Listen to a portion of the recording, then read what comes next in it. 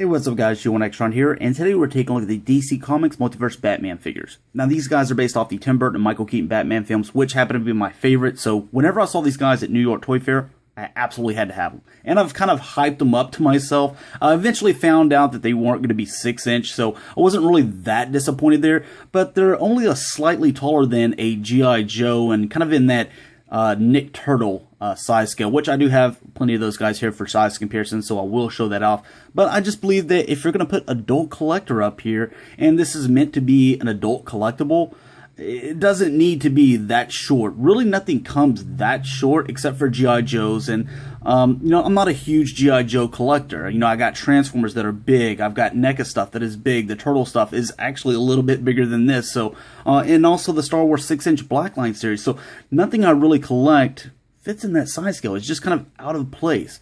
I'll show you another little comparison here.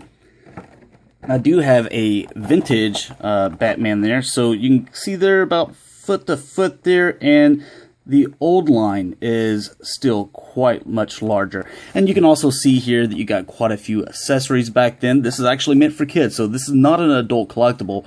It might be now, but you have the little suit here, so you can plug that on. You have this gun that you could shoot this out by the air pressure, and also had a water squirting gimmick. So really cool little figure there. And that's pretty much the way all the figures were back then when they were released by Kenner. Now, this being an adult collectible, I'm very disappointed with this guy. So get that focused in. They've obviously taken care of, they have the rights to use the likeness of Michael Keaton. Otherwise, we would not see him there.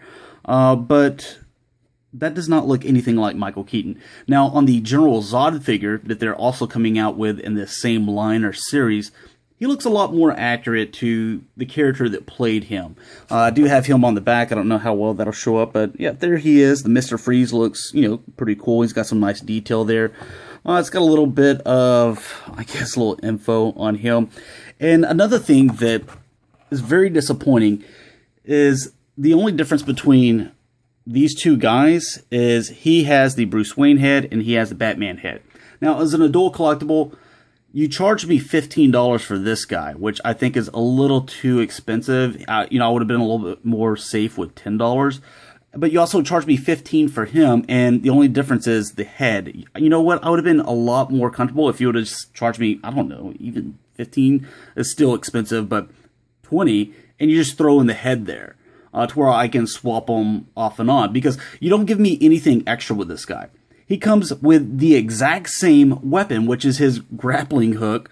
That's the only thing that he comes with.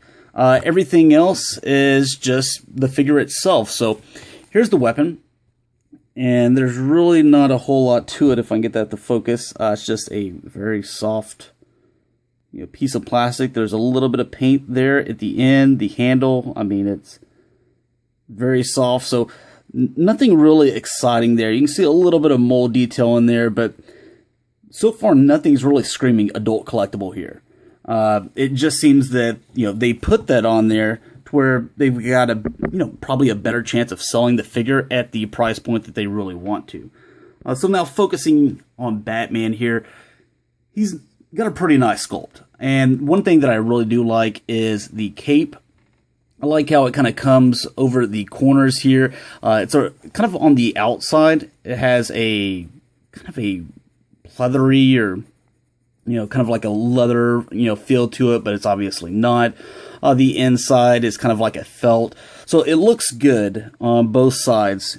Just because I think that if it was this material on the inside, then it would be too shiny and wouldn't give him that, that Dark Knight look, and it will kind of mess up the way he looks overall.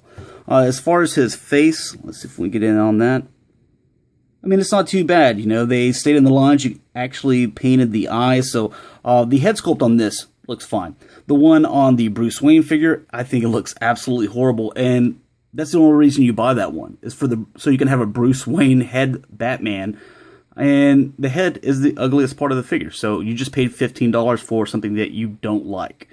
But as far as this guy goes, you can see the Bat logo there, his belt, and going all the way around back here.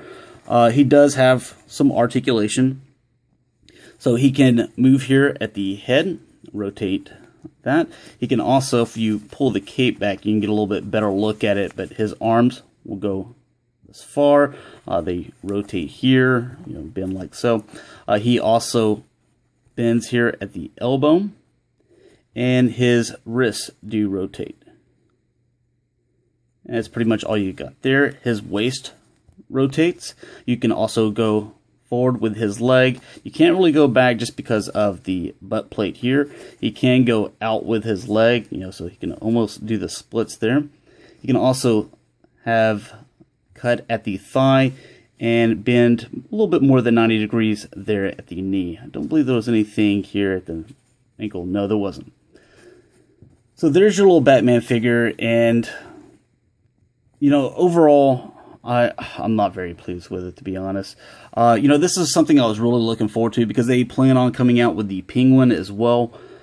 It would have been so nice if we would have, maybe just got a Batarang or something, with the Bruce Wayne one. Maybe I would keep him, but so far, as it stands right now, I plan on selling or, just taking back the Bruce Wayne version just because that's why I didn't open him. And he's not exciting for me. I wouldn't be happy with him.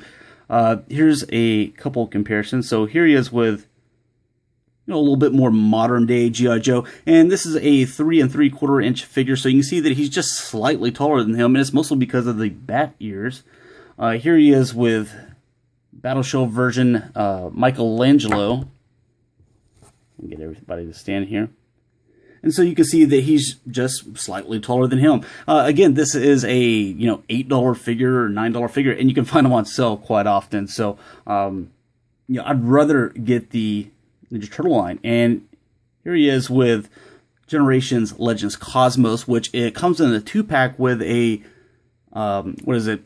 little triple changer Target Master here, which has the the transformation. It's a great figure. Again, only $10 where this is $15. This guy also $10. So I just don't know where Mattel is going here with the pricing, and that also has something to do with Toys R Us as well. But not really that great of a figure. The Batman's okay. Wish it would have came with more weapons. The Bruce Wayne, I'd say stay away from. And we'll see what Penguin looks like whenever we end up getting that figure. So thanks a lot for watching, guys. Hope you enjoyed. Hate being so negative, but I try to be as honest as possible. And again, this is something I was looking forward to, but I just think that if you spend all that money, I mean, these two guys, $30, I mean, you're halfway to buying a masterpiece, and one of the figures you don't even like. It just seems like you're kind of throwing money away, and I don't want you guys to do that. So thanks a lot for watching, guys. Hopefully you enjoyed, and I should be doing Voltron later this week.